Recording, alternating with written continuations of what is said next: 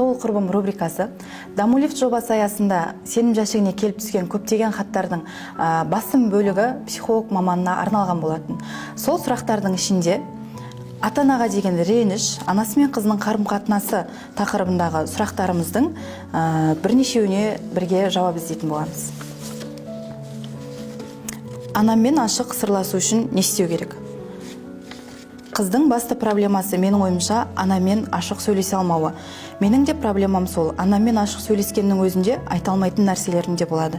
Кейде ойымда анық ашылып айта алмаймын. Қобалжу, қорқыныш басым. Мені анашым жақсы көреді, бірақ мен өз сырымды айтсам, кейде жынданады. Менде анама деген реніш бар. Қалай жоюға болады?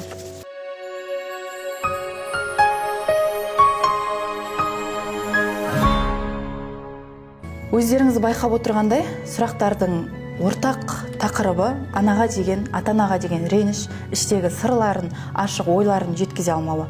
Біз қазір осы сұрақтың жауабына тоқталатын болсақ, психолог маман ретінде егер адам көкейіндегі реніш, қорқыныш басым болса, оның өмірге деген, тіпті қоршаған ортаға деген сенімділігінің де азаятыны анық.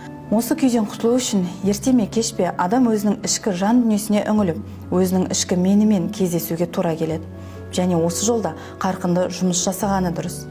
Бұл ретте оқушыларға, студенттерге, жалпы балаға айтатыным: ана ол да адам. Ал адам қателіксіз тұра алмайды, қателіксіз адам болмайды.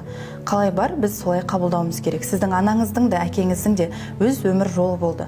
Оның өз қателіктері болды. Сол қателіктерден аузы күйген үрлеп жүр дегендей, ол мен ұрынған нәрсеге балам ұрынбасын деп сіздерді түрлі жайттардан тежеуі мүмкін. Сіз қалаған нәрседен олар бас тартуға сізді итермелеуі де мүмкін. Бұл жағдайда біз не істей аламыз? Бұл жағдайда біз өзіміздің ішкі жан дүниемізде болып жатқан нәрсені, ішкі жан дүниемізде болып жатқан жайтты қоршаған ортада достарыңызбен өзіңіздің жай күйіңізді анаңызға ашық айтып жеткізіңіз. Ашық сөйлесудің өзі басты мәселеңіздің шешімі болуы мүмкін. Ал бұл ретте ата-аналарға айтарымыз: балаңызбен ашық сөйлесе біліңіз. Балаңызға тек қана ата-ана рөлінде ғана емес, оның досы ретінде бола біліңіз. Балаңыздың ішкі жан дүниесі не болып жатқанын, сезімдерін айта алуына мұрсат беріңіз. Бір сәт отырып тыңдаңыз. Ең бірінші бала анасының махаббатын іс-әрекеттен бұрын сөз арқылы сезінеді. Оны мақтау, марапаттау, немесе сынау, болмаса оны кемсіту, басқа балалармен салыстыру оның сағын сындырады.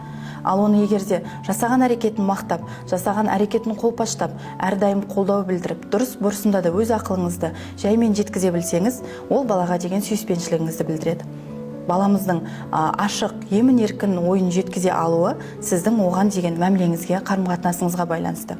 Сондықтан аналарға айтарым: балаңыздың алдағы уақытта психологиялық травмасы болмас үшін, балаңыздың өмірі жарқын болуы үшін балаңызбен жақсы мәміледе болыңыз. Оның пікірін, ойы аса маңызды екенін оған ұғындыра біліңіз.